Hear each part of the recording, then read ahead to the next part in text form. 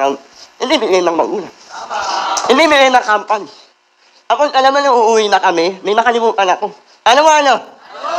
Hindi nga pala ako mamamagay. Diba? Kasi, nung una, di ko naman alam mag-account niya ako eh. Tapos, ayan, 21 ako, at nung bata ako, mahilig ako mag-home girl eh. Alam mo yun? Nag-aalaw ko arting, sabi ko, darating yung araw, bibili ako ng import car.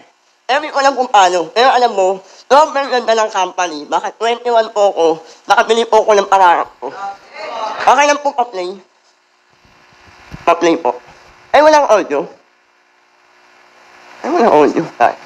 So, yung 21 po ako, yun. Isa po ako sa pinakabatang nakano. Alam mo, dati akala ko nakakabili lang yun. Akala ko mga politiko. Eh, wala naman po kami lahing politiko. Hindi naman po ko artista. Mukha lang. Tapos, ayan, 20 po ako. Ayan na po yung sample. Nakanikita ako. So, kung imumultiply mo lang 4 na linggo, magkano? Kulang-kulang 300,000. Kaya alam mo sa akin, na lahat po lang andito, pag ginawa mo yung front row, magkakaroon ka ng freedom. Diba? Yun, tapos, naalala mo po pandemic 2020. 2020, kahit may pandemic, diba? Eh, mag-birthday ako. Meron ako dito. Pero normal lang. Bumili po ako ng kondo. Baka lang po ka-play. I can swear, I can joke. I see what's on my mind. If I drink, if I smoke, I keep up with the guys and see me holding up my middle finger to. Tapos, yan, nung pandemic, dahil sa front row, yan. Diba? Kahit nasa bahay lang po, kumita po tayo ng 1.1 million ng pandemic. Diba? Kaya sa akin, sa lahat ng andito, yung front row, parang kotse lang to. Kami na po kayo kotse. Yung iba, hindi pamilyar. Kaya alam mo yung kotse, akala natin yung gulong 4. Pero yung totoo, 5. Bakit 5? Para kapag yung kotse, natiraan 9, pamali, mayroon curva. Alam mo nakakalungkot, yung kotse, walang buhay, pero may backup. Mayroon curva. Eh tayong tao. Tao naman. Yung katabi mo, tinan mo kung tao. Baka mamaya kwago. Ngayon, di ba? So, imagine mo yung may buhay ka, bakit wala kang backup?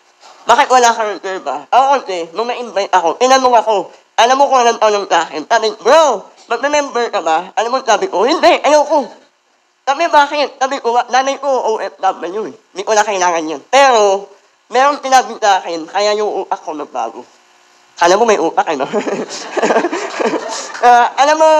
Alam mo sinabi sa akin? Alam mo sabi sa akin? Bro, what if naman sana? Paano pag yung magulang mo, di ka na kayang supportahan? Mawalan ng trabaho, paano ka na? Paano kung ikaw nag-work ka? Diba? Di na makalabaw. Alam ko ka po ba? Diba? Na hindi naman habang buhay, kaya mong magtrabaho, malakas ka. Paano? Huwag naman sana, mawala ka ng work. Paano pag di mo na kaya mag-work? Paano ka na? Saka yung front row, back up mo na. Saka nung una talaga, ako, gusto ko magtrabaho. Kasi, sabi ng magulang natin, anak-aral ka lang, mabuti para pag nakagraduate ka, hanap ka lang. Alam nyo bakit ayaw ko na mag-work ngayon?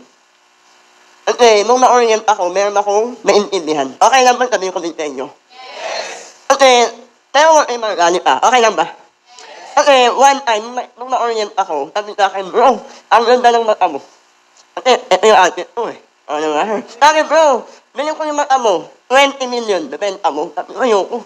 Eh, yung paa mo, bilhin ko, 50 million, benta mo. Ayoko. Dalawang kamay mo, benta mo. 500 million, benta mo?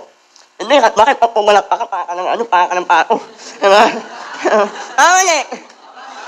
Sabi nga, bakit ayaw mo? Diba? Alam mo, sabi ko, ayaw ko eh, bakit ba? Pero alam mo, sabi niya, yung million na ino-offer namin, ayaw mo. Pero alam mo ba, no offense po sa mga nag-work or mata. Pero pag nag-work ka, hindi lang mata, hindi lang kamay, yung binibenta mo. Buong? Para ka magkano? Mo. Magkano per month ngayon? 10 to 15. Kung may trabaho. Paano pa wala? Diba? So, yun. Tapos, yun, diba? Dati problema ko lang din yung pera. Alam mo, dumating yung point, ano naging problema ko? Dumating yung point, naging problema ko, at di man ako dalawa eh. Alam mo, naging problema ko, anong gagamitin ko? Normal car o import car? Diba? Ako, ngayon po, pabili na po ako ng pangatlong kotse. Kaya alam mo matindi, 24 pa lang po ako ngayon. Yan. Tapos, noong una ayoko talaga mag-front row. Alam mo bakit? Hindi ko naman po eh. Pero alam mo bakit ako nag-front row? Mahal ko yung nanay ko.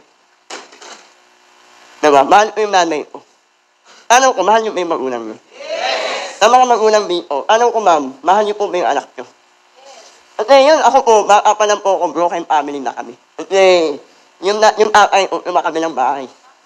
Diba? Kaya alam mo sa akin, sa lahat ng andito, kung ikaw, buo yung pamilya mo, napaka-swerte mo. Kasi ako, baka pa lang, hiwalay may magulang ko. Tapos, baka pa lang ako, yung magulang ko, di ko na nakakagama.